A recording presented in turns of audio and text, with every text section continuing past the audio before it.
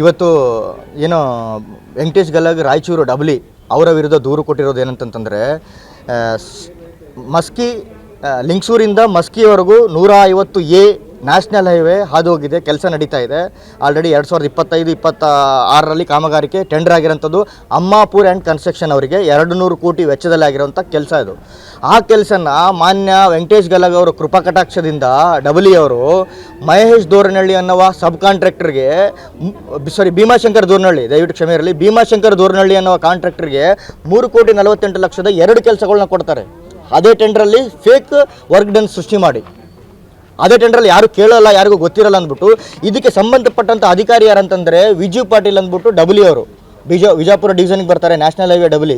ಅವರಿಗೆ ನಾವು ಫೋನ್ ಮಾಡಿ ಕರೆ ಮಾಡಿ ಕೇಳಿದರೆ, ಸರ್ ನಮಗೆ ಈ ಕೆಲಸ ಮಾಡಿರೋಂಥದ್ದು ಸತ್ಯ, ಇದು ಸುಳ್ಳಿದೆ, ಸಂಪೂರ್ಣ ಸುಳ್ಳು ದಾಖಲೆಗಳನ್ನ ಸೃಷ್ಟಿ ಮಾಡಿ ಅವರು ಕೆಲಸ ಸೃಷ್ಟಿ ಮಾಡಿದ್ದಾರೆ. 3,48,00,000 ಇದು ನಾವು ಹೆಚ್ಚಿನ ತನಿಖೆಗೆ ಕಳಿಸಿದ್ದೀವಿ.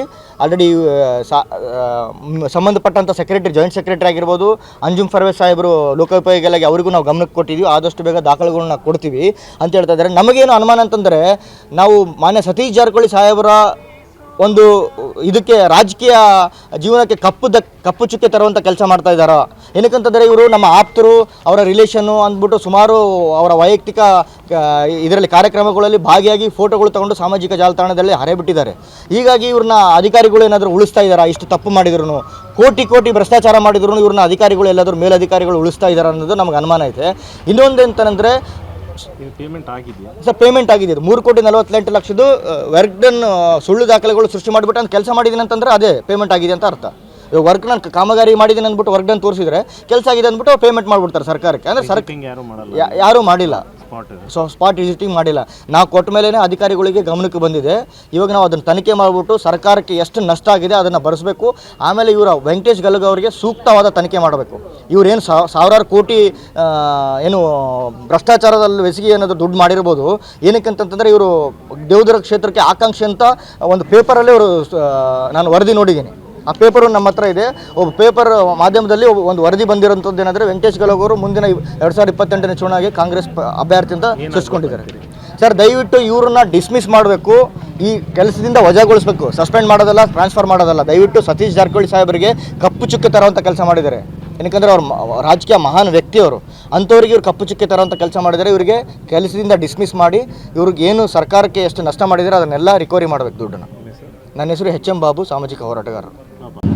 ಈಗಾಗಲೇ ನಾವು PW ಇಲಾಖೆಯ AE ವೆಂಕಟೇಶ್ ಗಲಗ್ ಅವರ ಮೇಲೆ ಮಾನ್ಯ ರಾಜ್ಯಪಾಲರಿಗೂ ಹಾಗೂ ಮಾನ್ಯ PW ಇಲಾಖೆಯ ಸತೀಶ್ ಜಾರಕಿಹೊಳಿ ಸಾಹೇಬರಿಗೂ ಈಗಾಗಲೇ ದೂರು ನೀಡಿದ್ದೀವಿ ಕಳೆದ ತಿಂಗಳು.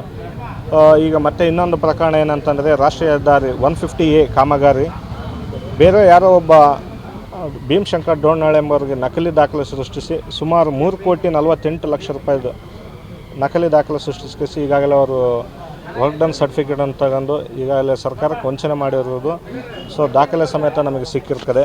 ಸಂಬಂಧಪಟ್ಟ ಇಲಾಖೆ ಅಧಿಕಾರಿಗಳು, ಸಚಿವರು, ರಾಜ್ಯಪಾಲರು ಸುಮಾರು ಕೆಲಸಗಳು ಮಾಡಿದ್ದಾರೆ ಸರ್. ಅದರಲ್ಲಿ ಕೋಟಿ ಕೊಟ್ಟರಲ್ಲ, ಆದರೆ ಏನು ಕೆಲಸ ಮಾಡ್ರಿ? 3 ಕೋಟಿ ಏನು ಮಾಡಿಲ್ಲ ಅಂತಾರೆ. ಕೆಲಸ ಏನು ಮಾಡಿಲ್ಲ ಅವರು, ಅದರಲ್ಲಿ ಏನು ಕೆಲಸನೇ ಮಾಡಿಲ್ಲ. ಈಗಾಗಲೇ ಬಿಲ್ ಏನು ತೊಗೊಂಡಿದ್ದಾರೆ. ವರ್ಕ್ ಡನ್ ಸಂಪೂರ್ಣ ನಕಲಿ ಆಗಿದೆ. ಸಂಬಂಧಪಟ್ಟ ಇಲಾಖೆ ಅಧಿಕಾರಿಗಳು ಮತ್ತು ಮೇಲಧಿಕಾರಿಗಳು ಅದನ್ನು ವರ್ಕ್ ಡನ್ ಸರ್ಟಿಫಿಕೇಟನ್ನು ಸೂಕ್ಷ್ಮತೆಯಾಗಿ ಗಮನಿಸಿ ತಪ್ಪು ಕಂಡು ಬಂದಲ್ಲಿ ಅವ್ರನ್ನ ಕೆಲಸದಿಂದ ವಜಾಗೊಳಿಸಬೇಕು ಮತ್ತು ಹಣ ಪಡೆದಂಥ ಹಣವನ್ನು ಸರ್ಕಾರಕ್ಕೆ ಮರಳಿ ವಾಪಸ್ ಪಡಿಬೇಕು.